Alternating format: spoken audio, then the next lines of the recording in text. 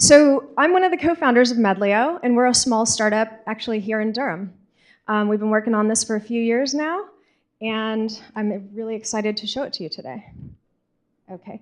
I think what's been really interesting, what has turned our worlds upside down is MU3.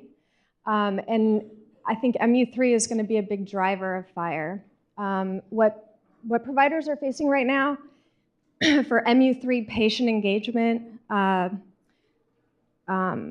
qualification, they have to have 25% of their patients view, download, and transmit data using APIs.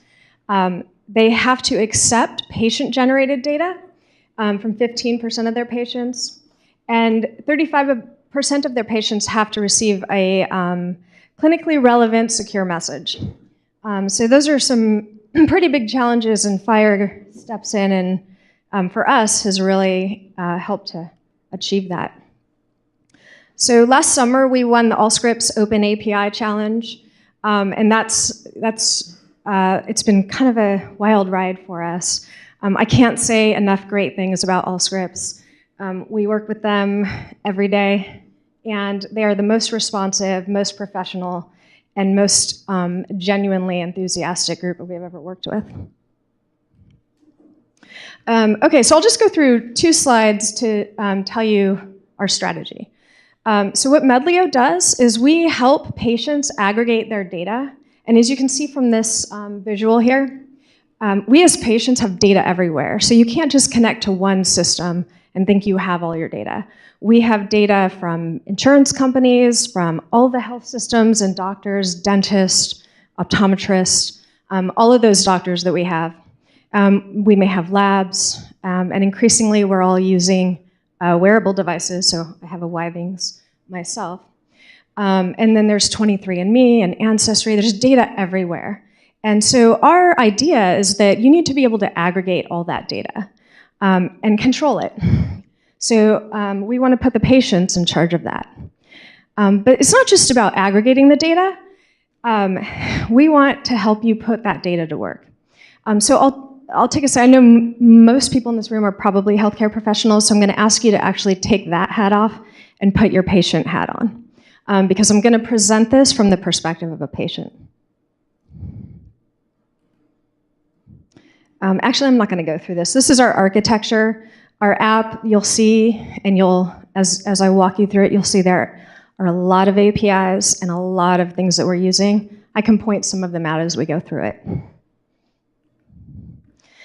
Okay, so if you're a patient, and you don't have to have an invite from your doctor, you can download this from the App Store or the Google Play. This is the home screen that you'll see. We help you aggregate records, all of your insurances. Many of us will have maybe 4 insurances, not just one. That could be dental, health, prescription, etc. We help you manage all your appointments, all of your doctors. I'm healthy and I still have 6 doctors, and they're all on different systems. And then we help you manage your payments and all your messaging. I'm going to go through data first. So if I tap on records, I can begin to start to aggregate all my data.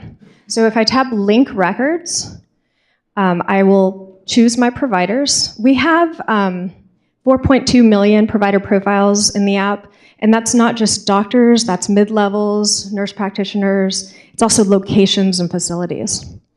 So I'll select my doctor, and it's going to be defaulted on all data. If I want to select all my data, I'm good to go. I just tap next. If I wanted just 1 or 2 things, allergies or medications, I can choose that as well. But I think 90% of the time we're all going to want all of our data. You also can choose a date range. It's, again, defaulted on all dates, but if you have a reason for wanting to narrow it to a particular date, you can. And then you'll log in using the credentials of your provider's system. Once you've logged in, this is what you'll see. We structure and codify all of the data. There's no CCD kind of amalgam here. This is all structured, codified data. We use RxNorm, LowInc, ICD, etc. So let me show you, we can take a look. We have allergies, medications, etc. I'm going to tap on allergies. And what it looks like here is I'll see all of my allergies that I have aggregated. So if it's in red, it's clinically generated data, and that was pulled down using FHIR. If it's in blue, it's patient-generated data. So I can quickly see what comes from my record and my own data. And I think what's important here is I have a different perspective on this than most people. It's not about me trying to aggregate my data. It's about me getting a complete picture of myself. And if I'm pulling data from somewhere, there could be all kinds of incorrect data. There could be incomplete data. And what I'm going to use this data for, I want the most complete, most correct information. And so I, as the patient, am the ultimate owner of my data. So in patient-generated data, you would just tap Add New Allergy. And then, again, this data is all structured. There's no free form. You select the allergy, and then you enter in the information. You can enter criticality, reaction, treatment, etc. Tap Save, and then you will see your entry there in blue. If we want to take a look at penicillins, for example, so that is clinically generated data. I can see the data that has been added here for me. We maintain the integrity of clinical data. You cannot edit it. However, you can annotate it. And what you would do is just tap Annotate, and you can add notes. You can note if you think anything is incorrect, or if you no longer have that condition, or et cetera. One of the challenges that we've had, that we've learned recently, is in looking at this data, I'll use a medication, for example. I'm just coming off the flu, and so I'm on albuterol. If I have albuterol prescribed to me, and I have refills, let's say I have 15 refills, it's going to actually show up 15 times. And so one of the things that we're working on right now with Allscripts is a data reconciliation. So we'll take that actual code, and rather than you seeing it 15 times, we'll compress them all, and you'll see it once. And you'll just note that there are 15 reports of it. And so what you see here is the penicillin's allergy was reported twice by 2 different doctors. So that's reconciling that data. Rather than you seeing it twice, you'll see it once, and you'll see all of the doctors reporting it. We have some iconography that allows you to see if we can determine if the doctor is the reporting doctor, the one who actually originated the condition or medication, the original prescriber. You'll see a red icon as the source. And then anyone who's just reporting it, you'll see a gray icon. So you know that they're just a secondary reporter. So if I tap on penicillin's allergy as a patient, I don't know much about it, I can tap on that and get some data. So we use the National Library of Medicine. They have all kinds of data on conditions, medications, et cetera. And so we're pulling that data, and so you can do a little reading up on it. All right, so we'll go back to the health data. I'm going to tap on medications. And then I can see, again, same convention here. In red is all the clinically generated data, and in blue is patient. And if I tap on amoxicillin, just as a quick look here, I can see, I don't have to drill down if I don't want to. If I just want to look quickly, I can see right here exactly what I'm taking, the dosage, and the instructions. But if I want to tap into amoxicillin, I'll see all of the information that's reported. Again, all the doctors that may be reporting it. And if I tap on amoxicillin at the top, I can then see information. And what's really cool about this is my mother-in-law is taking about 20 different medications, and I have no idea what they are. So I can look at the pill, I can tap in here, and I can see an exact description of what that medication is. The other thing, we'll take a look at labs. So if we aggregate all the labs, again, you can add your own data, but I'll take a look at the lipid panel, for example. I can see all the data in that panel and where my values lie. And if I want to look on cholesterol, drill down a little bit deeper, I can see my value as well as a little bit of information on what cholesterol actually is. Okay, so that's the health data. That's just a quick overview of that. You know, the next most important thing is that patient-generated data, which most frequently is just in the form of these wearable devices that we call Trackables. So what you'll do here is you'll select the wearable or the device that you're using. You turn it on, just swipe, and you'll be presented that wearable's credential screen. So if I were to log into Fitbit, it would take me to the Fitbit wearable, add the credentials, and then we pull in all your data. So you can see at a glance, again, my steps, my distance, my heart rate, my sleep, etc. If I wanted to tap into it and drill down a little bit more, I can see my daily steps. So things like, how many steps have I walked today? What's my daily goal? What's my daily average? And try to gamify this a little bit by convincing you to try to set a new record every day.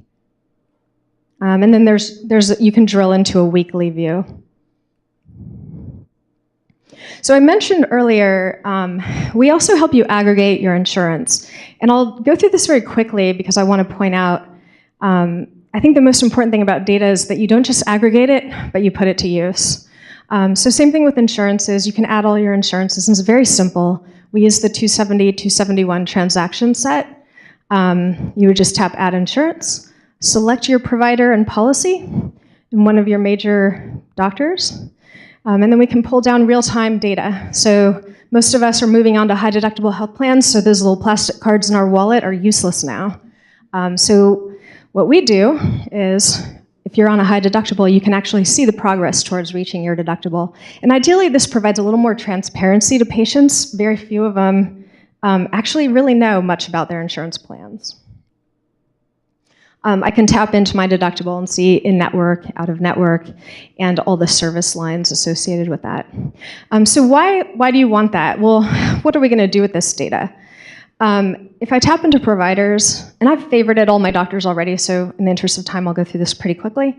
Now, if you've checked into a doctor recently and you've been handed a clipboard and paper forms, I just took my doctor actually to Duke, and they had about 15 forms that they handed me. But what they're asking for is they need my insurance information, they need all my medical data. And they're relying on me remembering all that information. So me adding my medications is kind of a joke because I have no idea what they are. But now what I can do is use all that structured data and check in. So I tap check in. I can choose the data I want to share. Just tap send. That sends it all to the provider. And ideally, we do have a provider side portal, but providers don't want more portals, right? What we want to do is integrate into the EHR and the practice management system that they're already using every day, so there isn't a new platform for them. I'm checking in, and then ideally this returns an estimate for me. If I'm on a copay plan, that's really easy. If I'm on a high deductible health plan, it's a little bit harder. And if you want to know how we do it, come find me afterwards. But we'll give you the estimate for the visit and a breakdown of why you owe what you owe. And you just tap pay, and you can select the form of payment. You can add credit cards. I have a health equity HSA, which I use. Tap pay, and I'll get a digital receipt. And the last thing, just very quickly, since I have 2 minutes, if you guys have kids and you've ever tried to share vaccination records, you know how painful this is. Soccer, gymnastics, everything, they always ask for that. So it's very simple now. I just tap share data. And this is my daughter, and I'm going to choose her immunization records only. I can drill down dates if for some reason I want to. I think 99% you're just going to say all dates. And then you enter the email address of the person you want to share it with. Right, that's Medlio. So if you want to see the actual app, I just showed limited screenshots here, but if you want to see the actual app, come find me afterwards.